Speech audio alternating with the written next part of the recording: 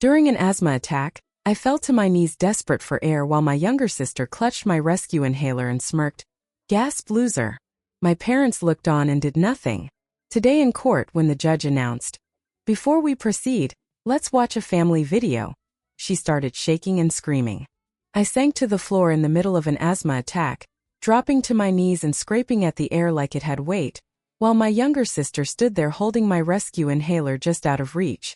She wore this crooked grin and laughed while calling me a loser, and my parents sat nearby watching the whole thing like it was nothing worth reacting to. Today in court when the judge said, "Before we begin, let's watch a family video," she started shaking and screaming before the screen even lit up. Back then my lungs felt like they were packed with broken glass and set on fire, and the room spun as I hit the hardwood floor in our dining room, clutching my chest and fighting for every shallow breath. Through my fading vision, I saw Lauren standing a few feet away, holding my inhaler between her fingers and swinging it like a toy she'd stolen just to be cruel. She laughed again and repeated loser, clearly enjoying it, while my parents stayed frozen at the table with forks halfway to their mouths. My dad stared down at his plate, my mom calmly took a sip of wine, and neither of them moved a muscle. That happened 12 years ago when I was 17 and Lauren was 14. Even now my chest tightens when I think about it, even though I haven't needed an inhaler in years, which just proves how the body never really forgets trauma even after it's supposed to be healed. Growing up, I honestly believed every family had someone they blamed and ignored, and in ours that person was me. Lauren could do no wrong as far as our parents were concerned. When she destroyed my art project the night before it was due, my mom told me I should have been more careful about where I left it. When she spread a lie around her entire middle school that I'd wet the bed until I was 12, my dad laughed and brushed it off as normal sibling behavior. It wasn't even true, but by then the embarrassment had already sunk in. Still, the inhaler incident crossed the line I didn't even know existed until it was happening.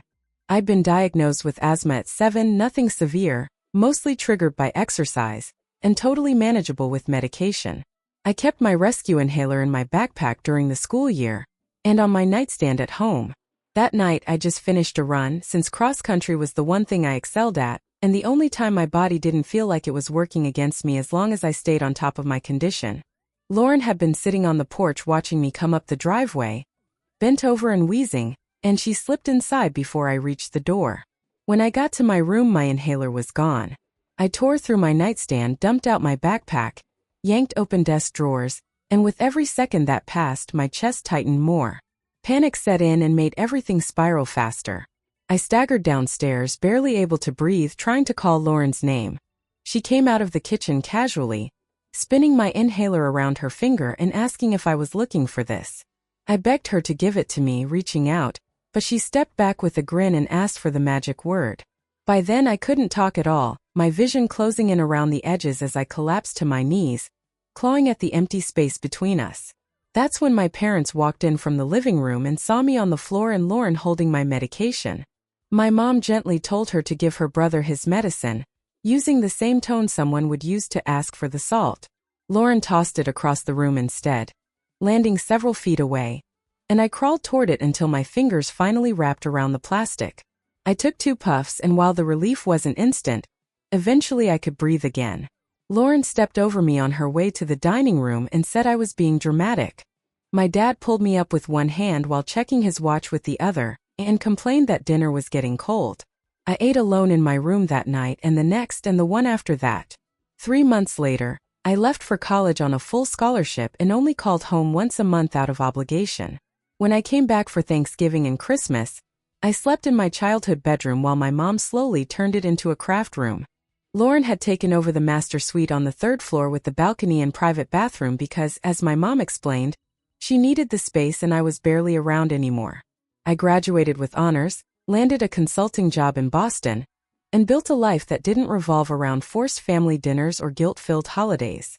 Over time, contact faded into occasional texts and birthday cards, and by 23, I was finally breathing freely in every sense of the word. Then, 6 years after the inhaler incident, I got a call from an unfamiliar number. A woman asked if I was the brother of Lauren Hayes, and when I said yes, she introduced herself as Dr. Harris from Riverside Medical, and told me Lauren had been brought in after a car accident and was asking for me. My stomach dropped as she explained the injuries weren't life-threatening but that Lauren was badly shaken, and that our parents were out of the country. I made the 3-hour drive in 2.5 because no matter what had happened between us, she was still my sister. The hospital room smelled like antiseptic and fear, and Lauren lay there with her leg in a cast and bandages around her ribs. When she saw me, she whispered my name, a nickname no one had used since high school, and I took her hand. She cried and apologized, saying she'd been a horrible sister, that she was young and stupid and desperate for our parents' attention.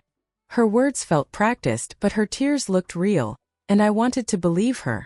For the next 2 months, I drove down every weekend to help her recover, watching movies, ordering takeout, and talking about things we'd never said out loud before.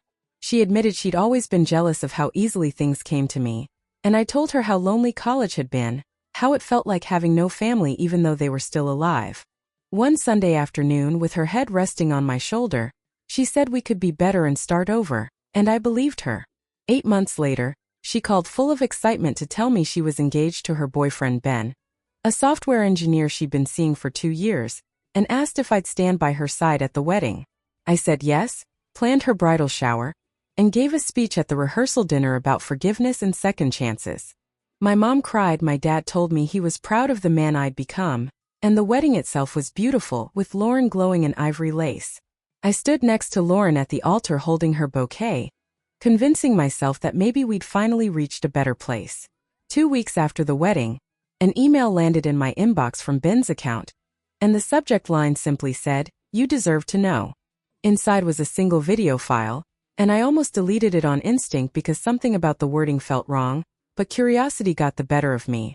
The footage turned out to be from the bridal shower I'd organized, shot from a strange angle that made it obvious someone had recorded it in secret, probably on a phone hidden across the room. The timestamp showed it was during the gift opening part of the afternoon, and I watched myself hand Lauren a neatly wrapped box with the vintage compass I'd hunted down at an antique store. I remembered saying something corny about it helping her always find her way home, thinking I was being heartfelt. On the screen, Lauren opened it, smiled for the camera, and casually set it aside. After I left the room to grab more champagne, the tone shifted. Lauren leaned in toward her bridesmaids and said, "Clear as day, God, could he be any more pathetic, still trying to buy my affection with stupid gifts?" One of the women laughed and said she thought we were close now, and Lauren scoffed, saying she just needed someone dumb enough to plan everything for free since her real friends had jobs. She picked up the compass again, turning it over with a sneer, and bragged that I'd fallen for the whole hospital sob story, calling it the easiest manipulation of her life and laughing about how convincing her apology had been. My hands shook so badly I nearly dropped my laptop as the video kept rolling. Lauren mocked my voice, repeating, "We can be better, start over," while her friends howled with laughter, and she explained how she'd practiced crying in the mirror and carefully rationed contacts so I'd stay invested without her having to put in real effort. She poured more champagne and joked that my speech about second chances almost made her lose it because I actually believed we were going to be real siblings again. When someone asked what she planned to do after the wedding, she shrugged and said she'd probably just ghost me since she'd already gotten free planning, free labor, and bonus points with our parents for reconnecting. When the video ended, I sat alone in my dark apartment and watched it 3 more times, each replay tightening my chest in a way that had nothing to do with asthma. Attached to the email was a police report backing up exactly what the anonymous sender hinted at, noting there was no evidence of another vehicle involved in her crash, and that Lauren's story didn't line up with the physical evidence, with officers suggesting distracted driving instead of the phantom truck she'd claimed.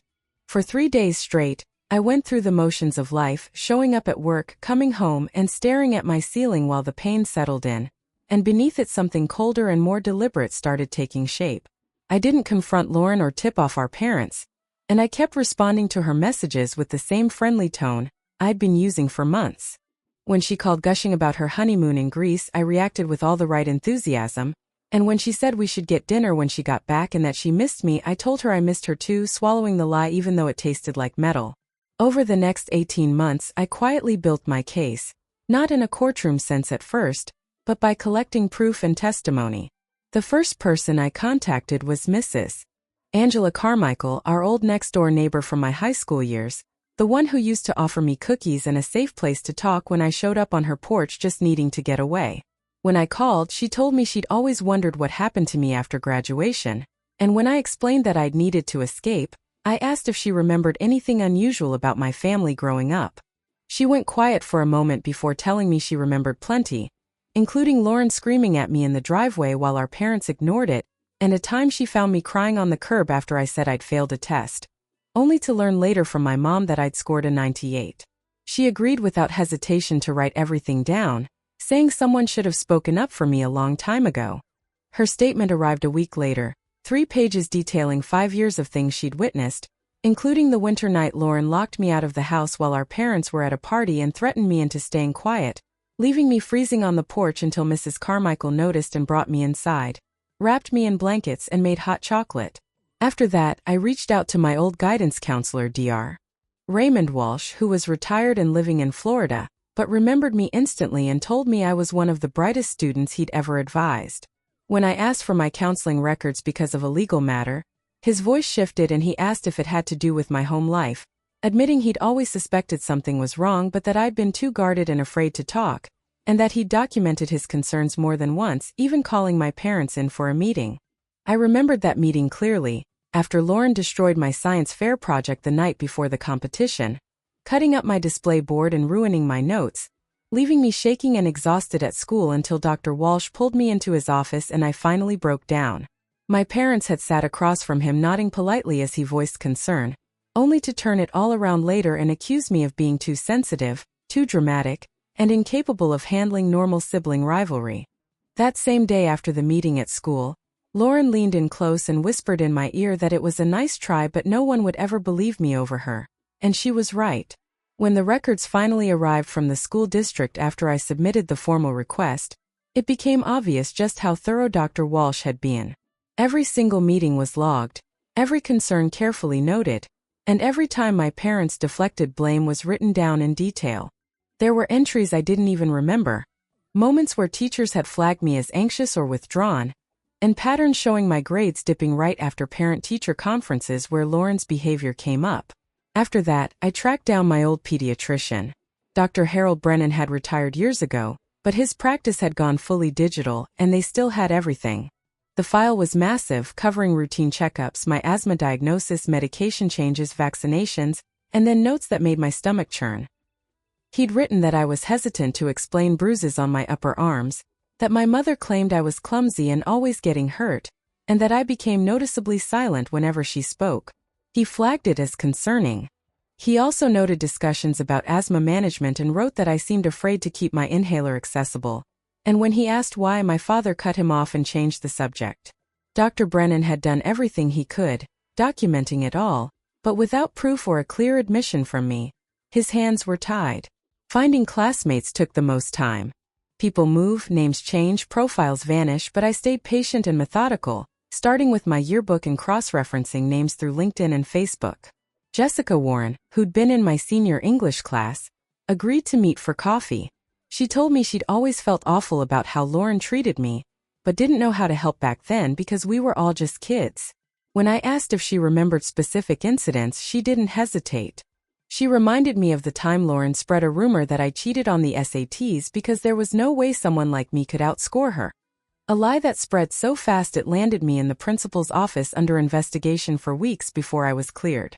I'd buried the memory, along with the humiliation of sitting across from Principal Davidson while he questioned my honesty and character, all while Lauren played the role of the worried sibling telling people she was afraid the pressure had broken me. Jessica agreed to write everything down and said someone finally needed to hold Lauren accountable. More statements followed.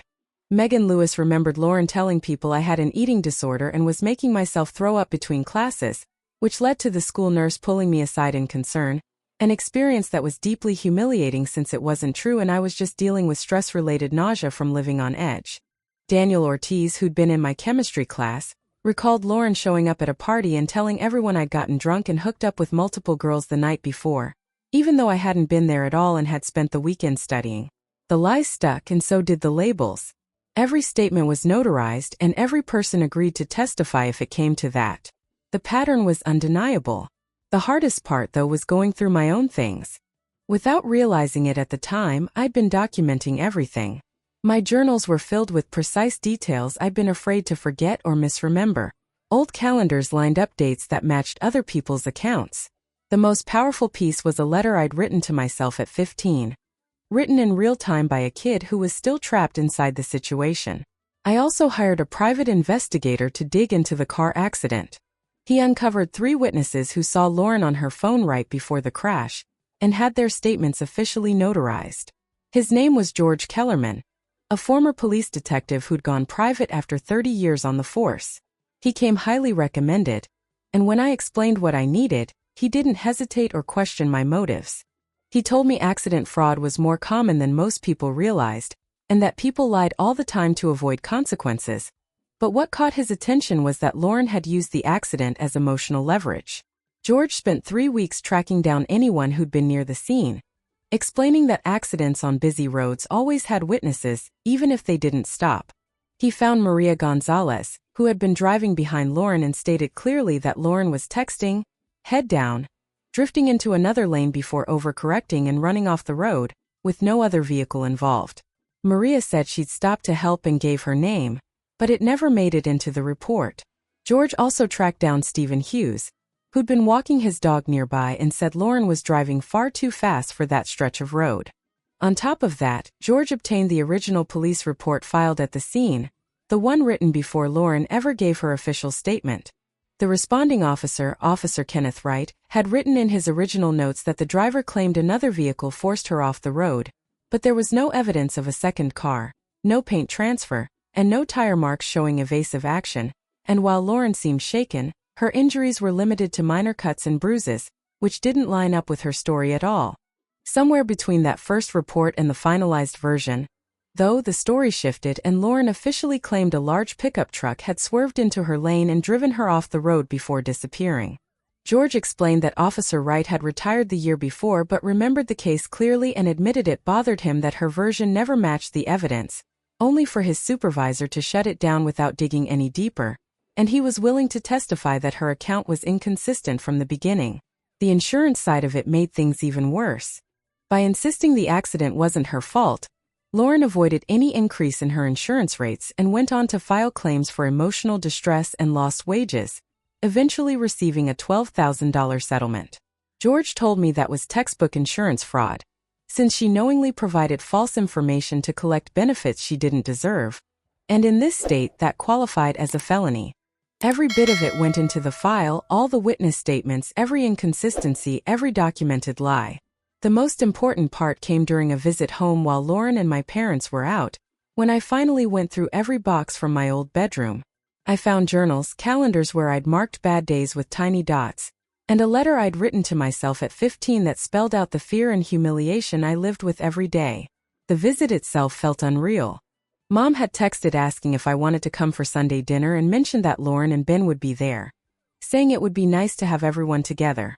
I agreed, already knowing I needed access to the house. Nothing had changed on the outside, the same beige siding, the same oak tree in the yard, the same porch where I'd spent hours hiding from Lauren, but stepping inside felt like walking through a museum dedicated to my worst memories. Mom hugged me, smelling like the same lavender perfume she'd worn my whole childhood, telling me how happy she was that I came and how excited Lauren would be. I doubted that but smiled anyway. Dinner was pure restraint. Lauren played the perfect sister, asking about my job, complimenting my hair, laughing at Dad's awful jokes, and I mirrored her every move, knowing the mask wouldn't last forever. After we finished eating, I said I needed to grab some books from my old room. Mom apologized and said most of my things were boxed up in the attic now since she'd turned my room into a quilting space, which was exactly what I wanted. The attic gave me privacy. I climbed the narrow stairs, pulled the cord to light the single bulb, and stared at stacks of boxes labeled in Mom's neat handwriting. Cindy High School, Cindy Childhood, Cindy College, my entire life sealed up and forgotten. I opened the high school box first and found the journals, spiral notebooks with cartoon covers, filled only on the worst days. The first page made my hands shake. March 15th, where I wrote that Lauren told everyone I stuffed my bra and girls laughed at me in the hallway, and when I tried to tell Mom she said I was too sensitive while Lauren smiled across the dinner table like she'd won. June 3rd described getting an A on my history final and being so proud I told Lauren, only for her to spill soda all over it and Mom to say I should have made a copy. September 22nd described being locked in the basement for 3 hours while Lauren told our parents I was at the library, and how she warned me they'd believe her if I told the truth, which I knew was right. Page after page laid out years of pain I'd recorded without realizing it might ever matter. The calendars were in the childhood box, each month dotted with marks I'd started making at 12, a clumsy attempt to track when Lauren would strike next, some months nearly black with dots, others lighter but never empty. Then I found the letter, sealed inside a copy of The Great Gatsby, addressed to future me in my teenage handwriting. I opened it carefully, the paper brittle with age, and read words I'd written because I was afraid I'd someday convince myself it wasn't that bad, that I'd been dramatic. I wrote that it was terrible, so bad I thought about running away every week, so bad I sometimes wished I could disappear, that Lauren hated me for reasons I didn't understand, that I tried everything to stay out of her way and nothing worked, that my parents saw what happened and didn't care. Maybe because she was easier and I was labeled the problem for reacting, the sensitive one, the dramatic one. I wrote about her pushing me down the stairs and telling Mom I tripped, about the bruises that lasted for days, and about how she threw away my college application essays and claimed it was an accident. Months of work gone just like that. I don't know how much more of this I can handle, but I'm writing it down so that future me won't forget, so that one day when I'm finally out of here, I'll remember that it was real and that I survived it, which has to count for something. Signed 15-year-old me. I sat there on the dusty attic floor and cried. Not for who I am now, but for that kid who had been so desperate to record her pain because she was terrified of losing her grip on reality. She'd been right to document it all because somewhere along the way I had started to forget and minimize it, telling myself maybe it wasn't that bad, maybe I really was too sensitive, maybe it was all in my head, but no, the letter was proof, the journals were proof, the calendars were proof. I pulled out my phone and photographed everything, page by page, then carefully packed the journals, calendars, and letter into my bag and labeled them for what they were, evidence. As I was getting ready to leave the attic, I noticed one more box shoved into the corner marked Cindy Miscellaneous, and inside were old school projects, report cards, certificates, and awards, and buried underneath all of it was a medal from the regional cross-country championship my junior year where I'd placed second.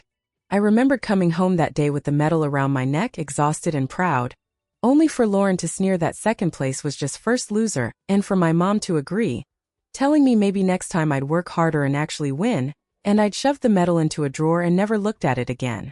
Standing there in the dim attic light holding it now, I felt a rush of anger so sharp it almost scared me, because I had worked hard and I had won, just not in a way they were willing to acknowledge, so I put the medal in my bag too as a reminder of everything they tried to shrink. Then I found something else I'd completely forgotten about. A shoebox tucked under old stuffed animals in the back of my closet, and inside was a small digital camera I'd gotten for my 16th birthday but barely used. I charged it, scrolled through the files, and buried among photos of friends and school events was a video with a date stamp from 2 days before the inhaler incident. In the video, Lauren was standing in my room going through my things, pulled my inhaler out of the nightstand, held it up to the camera with a grin, and said she wondered what would happen if it just disappeared sometime, that I'd totally freak like she was rehearsing a line. My hands shook as I backed that file up to 3 separate hard drives. I took everything I'd gathered to an attorney, not just anyone, but a tough family law specialist named Rachel Donovan who was known for taking on ugly cases, and she spent 2 solid hours reviewing my evidence before finally speaking. She told me it was extensive and asked what I actually wanted to accomplish, and I told her I wanted real consequences. She reminded me my sister was married, my parents were retired, and that the inhaler incident was over a decade old and outside the statute of limitations, but when I brought up the car accident and the fraud tied to it, her attention sharpened. She explained that insurance fraud had a longer statute of limitations in this state, usually 5 years, and with the witness statements and the officer's original notes we might have a strong case, and she added that the bridal shower video showed recent, deliberate manipulation that could support a civil claim for intentional infliction of emotional distress, using the long history to prove it wasn't isolated. I told her I wanted to pursue both, and she warned me it would get ugly and that my entire family would turn on me, and when she asked if I was prepared for that, I thought about Lauren smirking while I gasped for air and my parents watching me crawl across the floor, and I said yes without hesitation. The legal process dragged on, with Rachel filing a civil suit against Lauren based on the wedding manipulation and submitting the fraud evidence to the district attorney. And for months it felt like nothing was happening until 7 months later when Rachel called to say the DA was moving forward with charges for filing a false police report and insurance fraud, and that there would be a preliminary hearing. My stomach flipped when she told me it was 5 weeks away, and then she added that the judge assigned to the case was known for being extremely thorough and had requested all evidence in advance, including video. The morning of the hearing was gray and heavy, and I sat in the courtroom with my attorney beside me while across the aisle Lauren sat with her lawyer looking pale, my parents whispering frantically behind her, and her husband nowhere in sight. They tried to reach me dozens of times since the lawsuit was filed, but I'd blocked every number. Judge Eleanor Price entered, a sharp-eyed woman in her early 60s with steel-gray hair, and after we all stood and sat again, she calmly said that before formal proceedings began, she'd reviewed all submitted evidence and believed it would be helpful to watch some of the video documentation together, explaining that it was unusual for a preliminary hearing but necessary here to understand the full context. Lauren's attorney stood up and started to object, saying it wasn't necessary at this stage, but Judge Eleanor Price cut him off immediately, saying she'd already made her decision and instructing Mr. Calhoun to sit down. The bailiff dimmed the lights as a screen dropped at the front of the courtroom, and Judge Price explained that what we were about to see was a compilation of video evidence submitted by the plaintiff, warning that some of it was disturbing but essential to establish the pattern of behavior relevant to both the fraud charges and the civil case. The first clip played was from my old digital camera, showing Lauren holding my inhaler and casually talking about making it disappear. And I heard my mother gasp behind me. The video shifted to the bridal shower footage, Lauren's mocking voice echoing through the room as she laughed about manipulating me, her friends egging her on, and my father made a strangled sound like the air had left his lungs.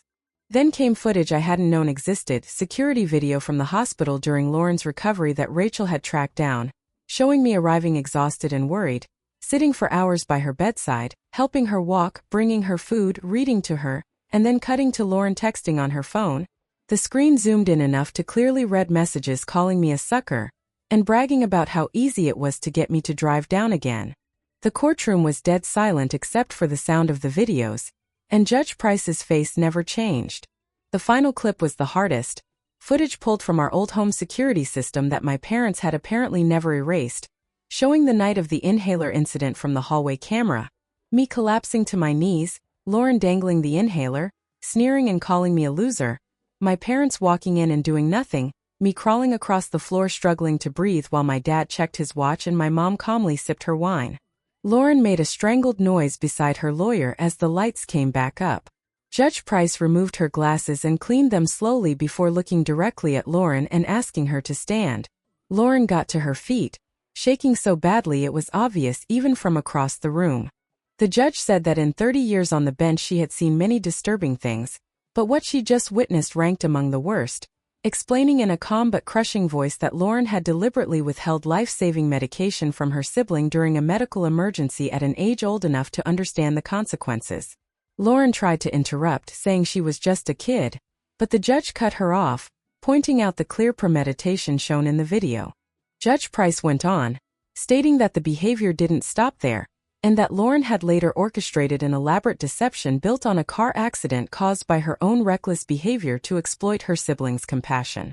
Lauren shook off her lawyer's hand and shouted that half of it was lies and taken out of context, but Judge Price's voice dropped sharply as she ordered her to sit down and reminded her she'd have her chance later. Then the judge did something I didn't expect, turning to my parents and telling them she couldn't charge them with a crime for neglect under the law, but that what she saw was unconscionable, that their child had been in medical distress and they treated it like an inconvenience, and that they had enabled a pattern of abuse that caused lasting harm. My mother started crying while my father wrapped an arm around her, and Judge Price told them she hoped they took a long, honest look at themselves. Turning back to Lauren, the judge announced the case would move forward, ordering a full psychological evaluation as well, stating the court needed to understand whether this behavior posed an ongoing danger. Lauren exploded, screaming that it was insane and that I was making her look like a monster, and Judge Price replied calmly that Lauren had done that herself and the camera had simply recorded it. Lauren broke down screaming that I'd always been the favorite and she'd had to do something to get attention, and without changing her expression, the judge said that attempting to harm a sibling wasn't a solution to feeling overlooked. Lauren insisted she hadn't meant to hurt me and that she'd been young, and Judge Price pointed out she was young when she took the inhaler but an adult when she manipulated me into planning her wedding and laughed about it afterward, leaning forward and asking at what age she planned to take responsibility. Lauren had no answer and collapsed into her chair sobbing. The hearing went on for hours as witnesses testified, my old guidance counselor describing his long-standing concerns, the hospital doctor explaining how Lauren's injuries didn't match her story, and by the end of the day Judge Price bound Lauren over for trial on the fraud charges and allowed the civil case to proceed. 3 months later, facing overwhelming evidence, Lauren accepted a plea deal, receiving 18 months of probation, 200 hours of community service, and an order to pay $14,000 in restitution to the insurance company. The civil case dragged on longer, but 9 months after the criminal case ended, her lawyer pushed for a settlement, and she paid an amount that covered my therapy, my legal fees, and enough extra for me to take a year off work to focus on healing. And during those negotiations, Ben quietly filed for divorce.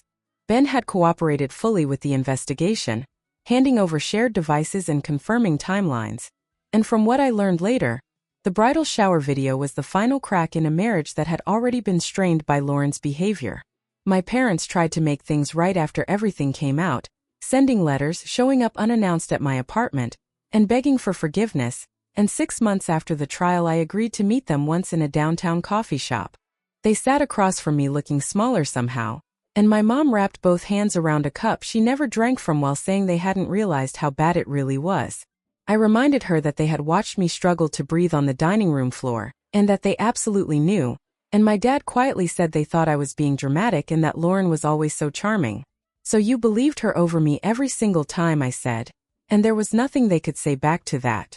I told them I didn't hate them, but I didn't want them in my life anymore because they'd had 18 years to protect me and chose not to, and that wasn't something I could forgive, and then I stood up and left, knowing it would be the last conversation we ever had.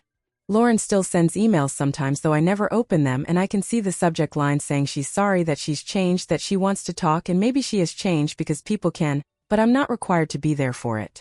Some parts of the court case became public record, even though Judge Eleanor Price sealed the most sensitive details about my childhood, and enough information leaked that local news outlets picked it up, with strangers online arguing over whether I was cruel or courageous, comments I tried my best not to read. What mattered was that I had finally been heard, and that the truth was out there in a way no one could deny. I still have the compass Lauren tossed aside after the bridal shower, which one of her former bridesmaids found later and mailed to me along with an apology note, and I keep it on my desk as a reminder that I found my own way home, not to the house I grew up in, but to a place where I'm safe and respected. Some people say revenge is petty, and maybe that's true, but there's a real difference between revenge and justice, because revenge is about destroying someone out of anger, while justice is about making sure actions have consequences. I never wanted to ruin Lauren's life. I just wanted her to acknowledge what she did. And the legal system forced that acknowledgement in a way years of silence and denial never could. 4 years have passed since the settlement, and I've built a solid life with friends who would never mock my pain or withhold help, and a therapist who helped me understand that what happened wasn't normal, wasn't acceptable, and was never my fault. Last week I received a letter from Judge Price, who has since retired, and it was short but meaningful, telling me that my case stayed with her, that it reminded her why she became a judge, that sometimes the system works and sometimes the truth really does matter, and wishing me peace and happiness, and I framed it. People ask me now and then if I regret taking things as far as I did or if I wish I just walked away and forgotten it all, and the answer is simple, because I tried moving on for years and it never worked. Healing doesn't come from pretending wounds aren't there. It comes from cleaning them out no matter how painful it is. Lauren lost her marriage, her reputation, and her image as the golden child. My parents lost both daughters in different ways, and I lost the family I always hoped I'd have, but I gained something far more important, which was myself. On the harder days, I think about that 17-year-old kid gasping for air on the dining room floor, feeling alone and worthless, and I wish I could go back and tell him that 8 years later he'd be more than okay, that he'd be strong, whole, and free. That kid couldn't breathe because his sister stole his inhaler, but this man breathes just fine on his own, and that makes all the difference.